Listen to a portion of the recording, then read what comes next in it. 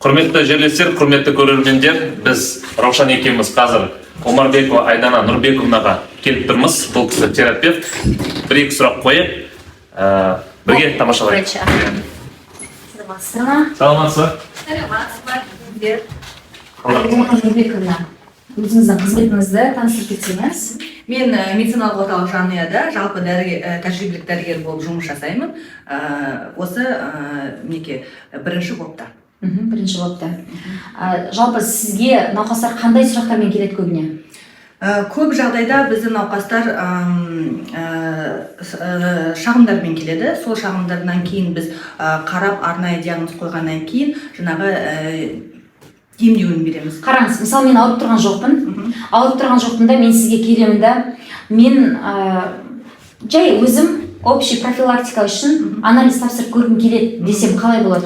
Вот көбі науқастардың осы сұрағы негізі бізге мазалайды, бірақ бұл сұрақ қате болып есептелінеді. Себебі өзім тексеріп көрем деген жоқ. Егер де қандай да бір шағымдармен келетін болса, біз диагнозды қойып, сол показаниямен ғана береміз. Өзі тексеру үшін, анализ тапсыру үшін жаңағы береміз. Ал егер де өзім тексердім деген ондай болмайды. Себебі қандай да бір ауру пайда болған кезінде бізде алдын алу шаралары бар. Ол бізде профилактикалық осмотр, жылына адам бір рет профилактикалық осмотр өтеді, скринингтік осмотрлар бар. Сонымен қатар қосымша осмотрлар. Бұлардың барлығын алдын алу деп есептеледі. Сондықтан мен ауырайын деп тұрмын, либо ауырам для өзім үшін тапсырам деген ондай болмайды.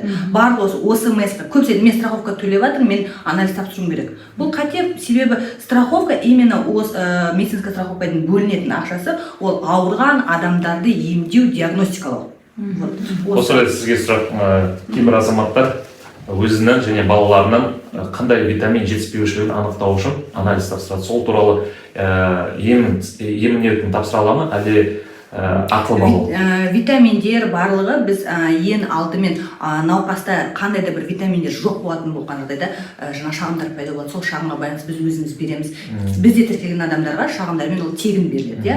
Яғни және де қан жаңағы аурулардың алдын ең бірінші жалпы қан анализін көреміз. Сол жерде ауытқулар болғанда уже ары қарай дамып кетеді. Біз общий анализ көріп, общий анализ бойынша тапсырамыз. Сол жерде ауытқулар болса, болған көрген жағдайда біз ары қарай уже тереңірек тапсыруға бізде мүмкіндік бар. Ең көп сұрақ қоятын біздің азаматтар жаңағындай система алған кезде жаңағындай қажетті препараттарды алу ақылы ма деп. Сол туралы айтсаңыз. Вот осы жағдайда да көп бізге науқастар келеді ғой.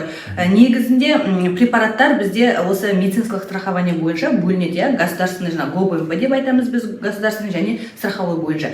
Осыған орай біздің приказ бойынша арнайы бір жылға және бір айға бөлінген сома бар. Сол соманың ішіне айына бір 7-8 адам ғана кіре алады. Сол адамдарға біз тегін дәрілер бере аламыз. Қалған адамдар өзі ол Д учеттағы адамдар ғой. Д учеттағы адамдар болуы мүмкін. Және сол моментте острый ауырып келген адамдар, өте ауырып келген адамдар, сол кісілерге бере аламыз. Сол жаңағы 7-8 адамның ішіне кіргізіп, бір айдың құлағаны десек болады. Солай бізге граница қойып қойған. Сонда қалғандардың барлығы өздері алып келеді және өздері еркін біз направление арқылы күндізгі стационарда алуға мүмкіндік бар. Біздің бір преимуществомыз басқа жаңағы емханаларға қарағанда. Себебі олар да тек емхана берген дәрілермен ғана күндізгі стационарға баратын болса, бізде өз дәрілермен де күндізгі стационарға барады. Мен бардым 10 күн алдым ғой, ем алдым. Сондықтан біз сондай шамалы өйткені адамдар күндізгі жаңағы ем алмаған адамдар өз қалталарының ақшасын шығарып, адамдар жалдап үй жайында жаңағы алады ғой. Ол өте қауіп үй жайында. Түсініктірек айтайық, былай ғой. Егер де мысалы ауру адам система алғысы келсе, ол кезекті күтеді былай қарағанда. Егер ол кезектің ішінде болатын болса, жаңағы 7-8 адам ішінде, ол тегін алады. Егер де ол кезектен жаңағы 8 адамнан тыс болатын болса, онда екі жол бар. Не күту, келесі айда тегін алу үшін. Не болмаса күткісі келмесе, жедел алғысы келсе, препаратты ғана алып, басқа ем домдарын сіз тегін жасатасыз. Ол тек қана сіздерде ғана бар. Ол тек қана бізде, басқа емханаларға тек сол емхананың дәрілерімен ғана кіре алады. Ал бізде сондай преимущество. Жаңағы 7-8 адам деген тек қана сіздің орталығынан, бұл бүкіл Қазақстан бойынша, мен түсінгенім бойынша. Бүкіл емханаларда сондай ограничение бар. Жоспарлы түрде сондай ограничение бар. Сол біздің емханада дәл солай, ешқандай өзгешелік жоқ. Сондықтан ол жағында шама қате түсінген пікірлер бар шығар. Қысқаша айтқанда, жаңағындай артықшылық болмаса кемшілік жоқ дейсіз ғой. сол үшін соған орай біз күндізгі стационарды ашып жаңа расширили, иә. Соған жаңағы өзінің дәрілерімен де алуға мүмкіндік бар, адамдар қалтасынан артық ақша шығармас үшін адам жалдап. Себебі үй жайында алған жаңағы система, уколдар кері әсерін бергенде оның жаңағы өміріне тез көмектесе алмай қалуы мүмкін. Ал біздің күндізгі стационарда резко сол жерде жаңағы несін көмегін көрсете алады. Мен өзім соңғы сұрақ қояйын. Енді адамдар болғасын, әртүрлі адамдар болады, келіспеушілік жағдай болады, жаңағындай белгілі бір сапа бойынша сұрақтар болады. Сол кезде сіздерде жаңағындай телефон доверие деген бар ғой. Яғни шағымдану жаңағындай номері бар ма? Яғни ол проблеманы сол уақытта тез жедел шеше аласыздар ма дегенде? Иә, бар. Жаңағы ол жерде жаңағы өзі біздің аға медбике отырады, сол кісі жауап береді, және сол шағым түскен күні біз соны жоюға тырысамыз. Науқасқа кері байланысқа шығып, қандай жаңағы сұрағы пайда болып туындады, либо түсініспеушілік болды, соны сол күні бір күннің ішінде біз жаңағы шешуге тырысамыз. Сонымен қоса тағы да бір информация айтып кетейін. Осы біздің медициналық орталық жанұяда жақын арада флюорография рентген кабинет болады. Ол өте біздің қалаға көрсетілетін бір жүктеудің азаю деп түсінемін. Себебі барлығымыз міне кеше ғана осы ең сондай ай бізде август, тамыз айы, сол кезде бәрі жұмысқа, сабаққа дайындалған кезде флюорографияға жазылатын орын жоқ. Даже жұрттар күзеп күттірмей ақылы бар өтейін десе де, оған орын жоқ. Бір апталығы жазылдық қой. Вот, соны жою үшін бізде енді осы өзіміздің науқастарға, және сырттан келген науқастарға ең бірінші ол біздің тіркелген адамдарға, мне кажется, ол өте жақсы. Бір сұрақ қойып жіберейін. МРТ деген бар ғой сіздерде? Қалай болады? МРТ-ға біз барлық емхана ретінде сияқты бізде де сондай направление беріледі по заболеванию. Егер соң көрсеткіш болса, біз жібереміз тегін. Тегін тіркелген адамдарға тегін жібереміз. Бір сұрақты ұмытып кеттім.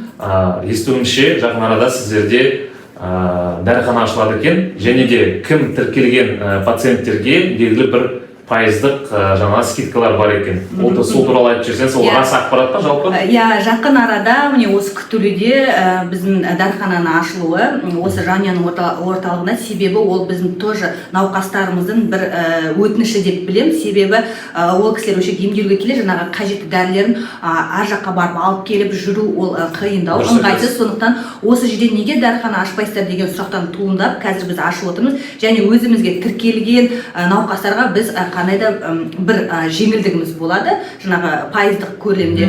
Соны енді кейін емхана аптека жаңағы дәріхана ашылғаннан кейін айтатын боламыз. Біраз дәрілер біздің қалада табылмайды ғой.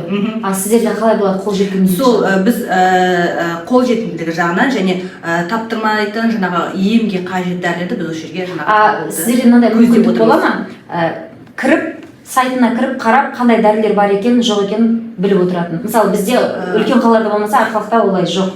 Иә, бізде енді біздің өзіміз жаңағы жеке сайтымыз бар ғой. Енді ол жерге қарастырамыз, мінекей сіздің айтуыңыз бойынша. Бірақ телефон бар. Бізде және де сонымен қоса жаңағы тағы да айтайын, преимущество деп айтамын ғой. Енді городской номер бар. Сонымен қатар біз жақында сотовый телефон, прям тек жанұяға арнап бір номер телефонды алып қойдық. Оған жауап беретін медсестрамыз бар.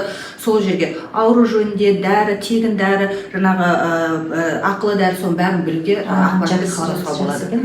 Және де тағы да бір артықшылығы, бұл жерде ұмытып кетіппіз, бұл дәріхана ашылғаннан кейін ішінде доставкада қарастырылған екен, яғни егер де қатты ауырып жатқан немесе жаңағындай жүргек дейміз ғой, подгузниктер алғысы келсе, үйде отырған, үйден шыға алмай жатқан азаматшалар болатын болса, звондап доставкасын төлеп, үйден шықпай-ақ дәрі-дәрмегін алуға болады. Бұл өте үлкен ноу-хау деп айтуға болады арқалық үшін. Және де құрметті көрермендер, егер де сіздер осы дәріханадан жеңілдікпен арзанырақ дәріні алғыңыз келсе, жанұяға тіркеліңіздер. Себебі жанұяға тіркелген азаматтарға белгілі бір сомасы кейін белгілі болатын шығар, қаншалық пайызы, 10 ба, 20 пайыз ба, сол пайыздық жеңілдікпен сіз дәрі-дәрмекті аласыздар. Себебі дәрі-дәрмек қазір кезде бәрі қымбат білесіздер, ал 10-20 пайыз бұл үлкен көмек деп білемін. Жақсы.